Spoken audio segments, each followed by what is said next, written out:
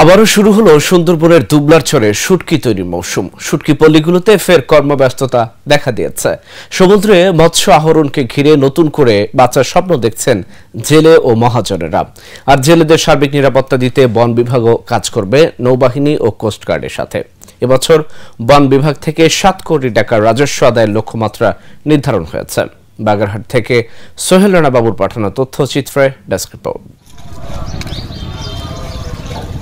কয়েক যুগ আগে সুন্দরবনের পূর্ব বন বিভাগের শরণখোলা রেঞ্জের দুবলারচরে বন বিভাগের পারমিট নিয়ে অস্থায়ী বসতি স্থাপন করে জেলে ও মহাজনেরা। সাগর থেকে মৎস্য আহরণ করে শুটকি তৈরি করে তারা দেশ বিদেশে রপ্তানি করে। আগামী 5 মাস দুবলারচরে শুটকি তৈরি করা হবে। আর তাই জেলেরা মাছ সংগ্রহের জন্য প্রস্তুত করছেন জাল, দড়ি, নৌকা, ট্রলার। কেউ কেউ গড়েছেন নতুন ট্রলার, আবার কেউ পুরাতন নৌকা মেরামত করে নিয়েছেন। আবার অনেকেই চড়া হারে মহাজনদের সুদের টাকা দিয়ে সংগ্রামের জন্য প্রস্তুত হচ্ছেন। প্রস্তুতি অনুযায়ী অনেকেই আগে ভাগে রওনাও দিয়েছেন। অনেকেই আবার সাগরে যাওয়ার প্রস্তুতি নিয়ে ইতিমধ্যে চলে এসেছে মোংলা নদীর পাড়ে। এখন শুনতেছি বর্তমানে সাইড কল আছে, নিউজ পাওয়া যাচ্ছে, যেটা আমরা সুন্দরবন যে যাব আমরা নিরাপত্তাহীন ভাবে, কিন্তু তো সাহসে আমাদের কুলোচ্ছে না। কিন্তু যেহেতু আমরা এই জায়গায় আছি, যে প্রশাসনের মাধ্যমে আমরা সুন্দরবন যাওয়ার একটা চিন্তাভাবনায় আছি। তাছাড়া তো আমরা নিরাপত্তা পাচ্ছি যে এই সমস্ত মাল সামানা নিয়ে দেখা যাচ্ছে যে এরা লুটপাট করে নিলে আমরা তো একদম নিশ্চয়হারা হয়ে যাই। ফিরে আমাদের প্রায় 18-20 লাখ টাকা খরচ করি এই সমস্ত মাল সামানা নিয়ে যেতে হবে। নিয়ে যাই 10 লাখ, 12 লাখ, 13 লাখ, যার যেরকম সমাপ্তি খরচ হয় সেরকম খরচ করে যায়। এই টাকা ঋণটা শোধ করি অনেকে ঋণ নিয়ে আসে সাগর থেকে, অনেকে লাভবান চলে আসে। আর বাড়ি এসে অনেকে টাকা শোধ করতে পারে না, হয়তো ব্যাংকেতে লোন তোলে, কৃষি ব্যাংকেতে লোন তুলে ঋণ শোধ করে। প্রায় 81 বর্গমাইল আয়তনের দুবলারচর সুন্দরবনের বাংলাদেশ অংশের দক্ষিণে অবস্থিত। কটকার দক্ষিণ পশ্চিমে ও হিরন পয়েন্টের দক্ষিণ পূর্বে অবস্থিত এই দুবলারচর একটি দ্বীপ, যা চর নামে হিন্দু ধর্মের পুণ্য স্নান, রাসমেলা ও হরিণের জন্য বহুল পরিচিত। শুধুমাত্র সুন্দরবনের উপর নির্ভরশীল হওয়ার কারণে ও নানা প্রতিকূলতায় ভাগ্যের চাকা ঘোরাতে পারেনি জেলে পরিবারগুলো। ধরো প্রায় 30 লাখের উপরে ঋণ দেয়। বছর মাছ তেমন পাইনি, এবছর তো আশা করি যাচ্ছে যে উপর আল্লাহ ভালো ইনকাম দেবে, সেই আশা করি যাচ্ছে। আর তারপরে যদি এবছর যদি লস হয় তো পুরো পেটিয়ে যেতে।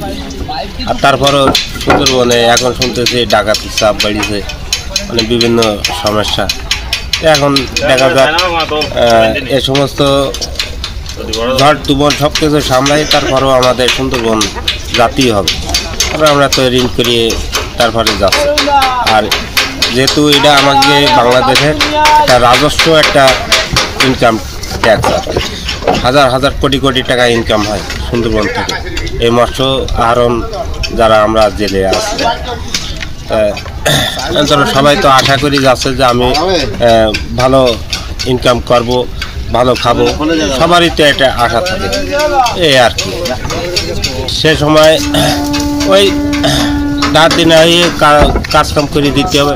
তারপরেও তো মাঝি তো শুনবে না, সে তো বেশ কমও পাবে। তারপরেও চেষ্টা করতে হবে যাতে কারোর হক না মারি দেওয়ার, এই একটা চিন্তাধারা তো আছে। দিন দিন জেলেদের অবস্থার অবনতি হচ্ছে। ইতিমধ্যে পুঁজি, জাল ও নৌকা সহ অনেকে পেশা হারিয়েছেন। মহাজনদের কাছ থেকে চড়া সুদে টাকা নিতে হচ্ছে। অনেকে টাকা নিচ্ছেন সুদের কারবারিদের কাছ থেকে। কেউ বা এনজিও, বিভিন্ন ব্যাংক ও সমিতি থেকে ঋণ করছেন। ঋণ ও সুদের বোঝার সঙ্গে ডাকাতদের হামলার মতো দুশ্চিন্তা মাথায় নিয়েই 5 মাসের এক অনিশ্চিত জীবন শুরু করেছেন এখানকার জেলেরা। কালকে অভিযান চালাই যাবে, 25 তারিখ কালকে যাবো। 8 দিন আগে যাচ্ছি, মানে ভয় আছে, জলদস্যু ভয় আছে। গ্রুপ আছে শুনলাম 7 গ্রুপ, 3 গ্রুপ বলে একই যায়, 3 গ্রুপ 48 জন। সুমন বাহিনী। এখন তো ডাকাত আগে উঠে দিয়েছিল, আমলিগ সরকার থাকতে উঠে দিয়েছিল, নির্মূল করে দিয়েছিল। এখন আবার এই 5 তারিখে পরের জলদস্যু সুন্দরবনে যা তাই 7 গ্রুপ। আমাদের ঠিকানা আছে গ্রাম মাঠবাড়ি ডুমুরিয়া খুলনা 5 নম্বর আকলিমিয়া। আমাদের পেশাতে মাছ ধরা, আমরা মৎস্যজীবী।